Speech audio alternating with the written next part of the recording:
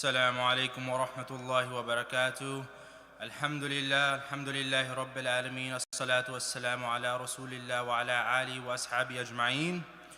Alhamdulillah, at this point we have reached halfway throughout Ramadan. We are officially on night 15, and we just about have 2 weeks or 2 weeks and a day before Eid. Alhamdulillah, what a blessing it is that we're able to be in Ramadan and reap the rewards of Ramadan. We are able to practice the ibadah of fasting, praying Taraweeh, adding on and reading the Quran more. These are all a mercy from Allah subhanahu wa ta'ala upon us that we're able to do these ibadah, especially for the people who are coming to the masjid. That are coming, we're praying Taraweeh and we're adding on. Just a quick note, we are going to be going over Juz 15, the surahs in that, although we are ahead in the recitation when it comes to Taraweeh. Just because of the designated days, we're going to stay and stick to the theme of the day and the Juz. Additionally, in this Juz, we're going to be focusing on Surah Al-Isra or Bani Israel, and also the bulk of Surah Al-Kahf. Just as all surahs, these surahs are a reminders and also a guidance for us, Muslimin. Alhamdulillah, I want to first start off with my first point, being from Surah Al-Isra. Surah Al-Isra is an early Meccan surah. It comes from the early Meccan surahs, some of the first messages that were sent down from Allah subhanahu wa ta'ala to the Prophet Muhammad sallallahu alayhi wa sallam. We know that in the early Meccan surahs, we noticed more general yet important topics being mentioned over and over again, such as Tawheed. Tawheed is the oneness of Allah subhanahu wa ta'ala. That comes to the oneness of worship, the oneness of giving, the oneness of doing good deeds. So you're fasting for the sake of Allah subhanahu wa ta'ala, you're praying for the sake of Allah subhanahu wa ta'ala, you're making dua through Allah subhanahu wa ta'ala. One of the most important hadiths regarding this is whoever says, there is no God but Allah, sincerely with his heart will enter paradise. So not just through your tongue, but also to have that firm belief in your heart, you will enter paradise based upon that. I want to connect this hadith with ayah from the Surah Al-Isra.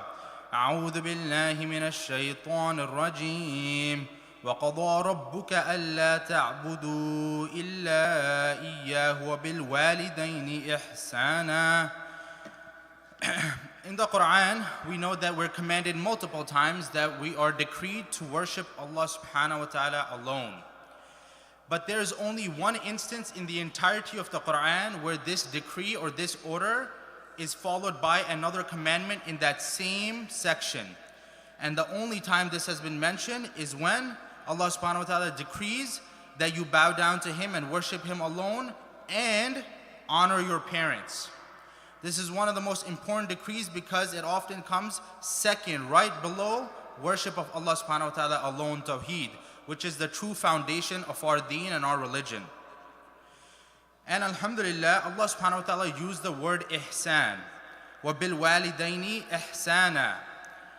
Meaning, in the Arabic language, some of the Arabic language scholars mention the word ihsan, the definition as, you give more than expected and in return, you don't care for anything. So if I give someone a loan of $5, I don't even expect it back. And if anything, if someone asks me for $5, I give him $20. I give more than what's expected and I don't expect a single thing back. And that is what the Quran is telling us, that we give to our parents and we serve our parents more than is what is expected of us, more than what is in our comfort, more than what we're able to do, and we don't expect any of this back.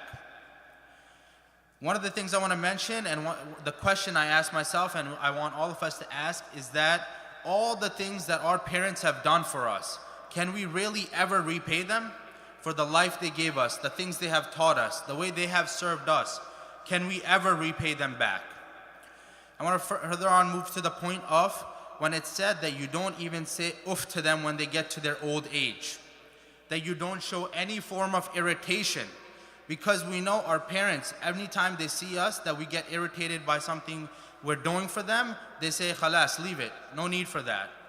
So in our elder age, when they get to that elder age, they should not feel as if they're an obligation on us, but rather they're giving us the opportunity to serve them and serve the purpose that Allah subhanahu wa ta'ala has commanded on us, that we honor and we serve our parents. Alhamdulillah, I want to move to the second, because we're a little bit short on time. I'll move on to Surah Al-Kahf. Surah Al-Kahf has many stories and many different ideas that we could take from it. You could write entire books on something like this. But the focus of my talk I want to do is on the story of Musa alayhi salam and Khidr alayhi salam.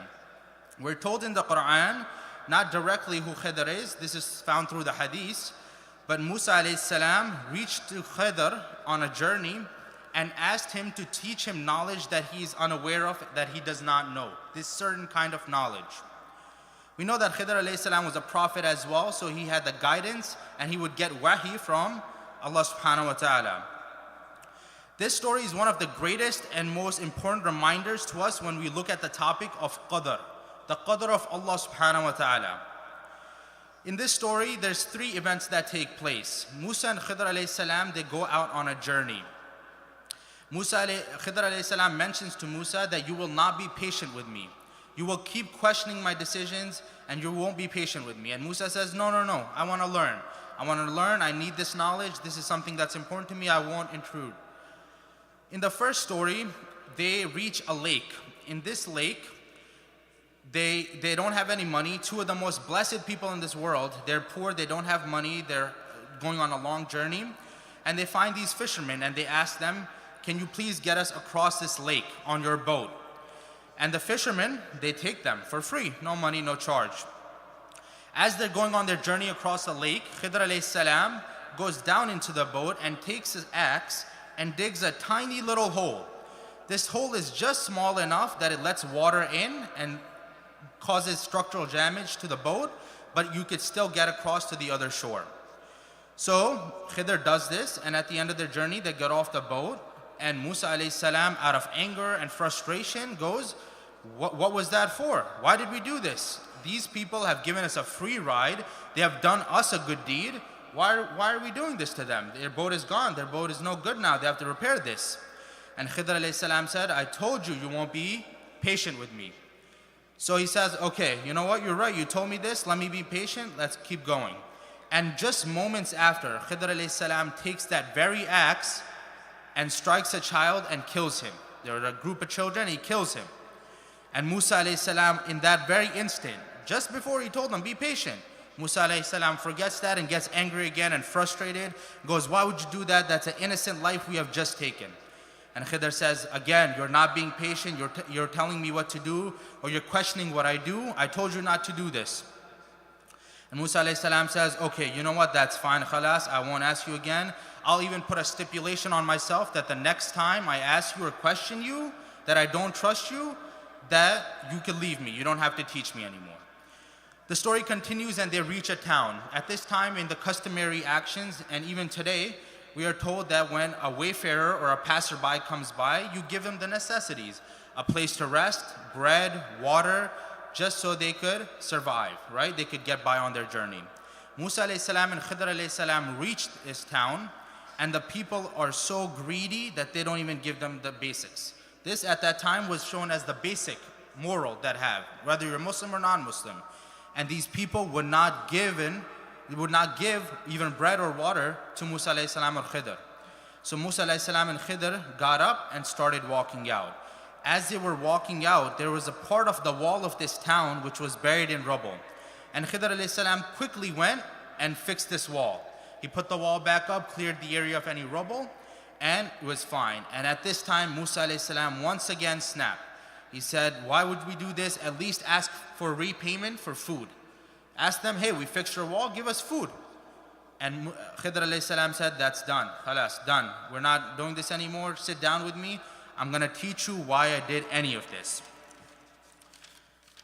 In the first story, Khidr alayhi salam explains to Musa alayhi salam that shortly after we left that time, the king of that area mandated that every single boat that was usable be sent to him, be taken away from the people without giving any money, and be used for war. And those boats would have been sent to war and they would have been destructed beyond repair. Yet what the little hole Khidr alayhi salam created was repairable. qadr of Allah subhanahu wa ta'ala. In the second story, the parents of that boy were strong believers. They had mercy in their heart and they were strong believers.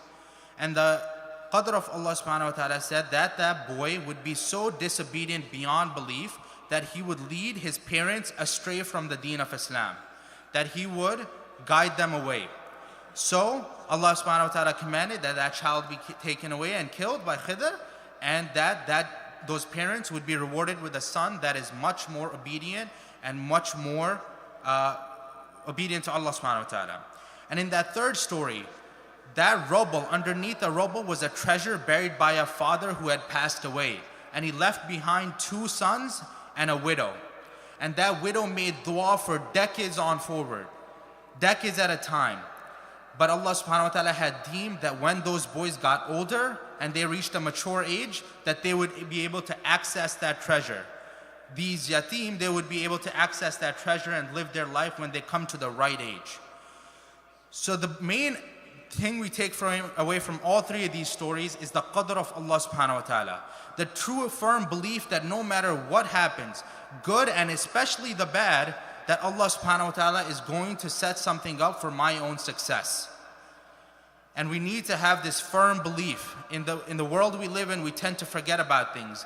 The first job we don't get, the person we lose in our life, any family member that passes away, our first reaction is, why did this happen to me? And this is what we need to practice, and we need to replace this feeling by saying, it is the qadr of Allah subhanahu wa ta'ala, and we need to find comfort in that fact. Alhamdulillah, I ask Allah subhanahu wa ta'ala to increase us and keep us motivation going for the rest of Ramadan. At this point, I see the masjid got a little bit emptier, so inshallah we keep going and reach the last 10 nights in Laylatul Qadr. And may Allah subhanahu wa ta'ala give us more qadr of Allah and the more firm belief in our hearts. Alhamdulillah. Assalamu alaikum wa rahmatullahi wa barakatuh.